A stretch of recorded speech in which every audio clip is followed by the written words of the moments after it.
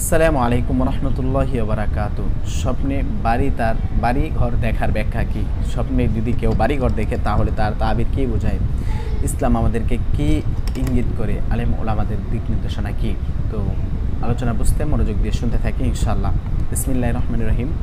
স্বপ্নে বাড়ি ঘর দেখার ব্যাখ্যা। বাড়ি তার মালিককে বোঝায়। অর্থবর, স্বপ্নে যদি বাড়ি ধসে যাওয়া, ধ্বংসকারী হয়, ধ্বংসীন হওয়া, প্রশস্ত হওয়া, উন্নত হওয়া, মন্দ হওয়া ইত্যাদি বিষয়গুলো তার মালিক ও বসবাসকারীদের উপর বোঝায়।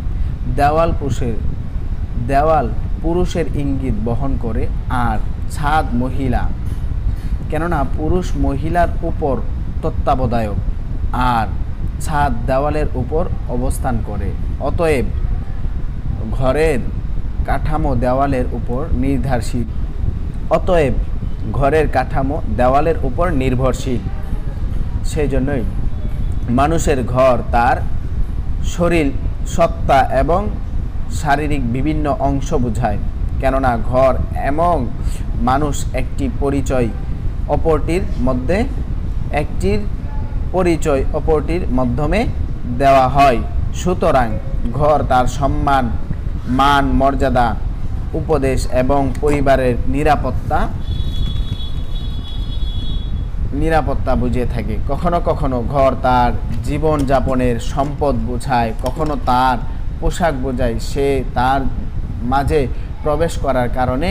সুতরাং যখন শরীর বোঝায় তখন তার দরজা হবে চেহারা, আর যখন তার স্ত্রী বোঝায় তখন তার দরজা হবে তার লজ্জাস্থান, আর যখন তার পার্থিব জীবন এবং সম্পদ বোঝায় তখন দরজা হবে ওই পদ্ধতি যার মাধ্যমে সে জীবিকা করে।